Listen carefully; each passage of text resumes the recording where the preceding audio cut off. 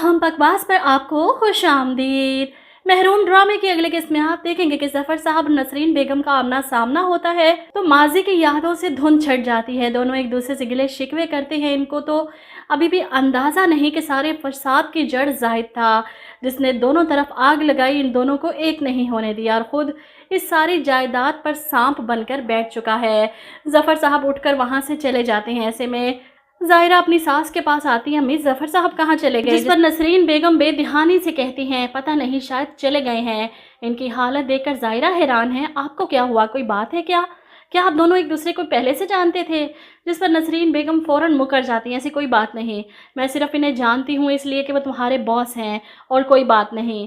ज़ाहिरा हैरान है, अगर कोई बात नहीं तो आप इतनी घबरा क्यों रही हैं?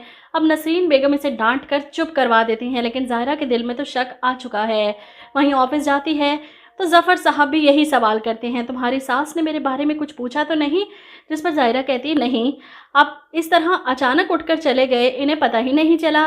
जिस पर जफ़र साहब कहते हैं कि हाँ, मुझे बस ज़रूरी काम आ गया था, मुझे लगा तुम्हारी सास को बुरा ना लगा हो, मैं इसलिए पूछ रहा था।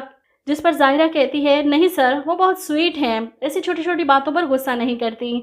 जफ़र साहब इसके ससुराल की सारी स्टोरी सुनना चाहते हैं। ऐसे में ज़ाहिरा इन्हें बस इतना बताती है कि ये जो मीर ज़ाहिद है ना, उमैर के वालिद, ये नसरीन अम्मी के काफ़ी दूर के रिश्तेदार हैं और ये सारी दौलत, जायदाद, बिजनेस, कारोबार सब कुछ अम्मी का है। इन्होंने तो इन सब चीज़ों पर कब्ज़ा किया हुआ है। जफ़र साहब तो हैरान रह जाते हैं, अभी भी इसे ये खेल समझ नहीं आया जो ज़ाहिद ने इन दोनों के साथ खेला है।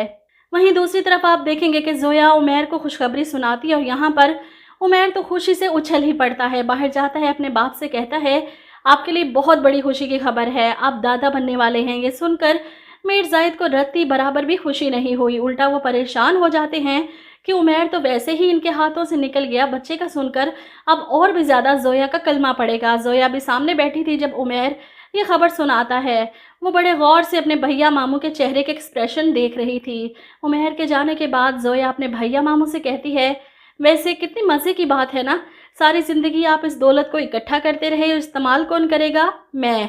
वो तंज करती हुई वहाँ से चली जाती है और मीर ज़ाहिद का बस नहीं चल रहा कि वो क्या कर गुजरे ज़ोया के साथ।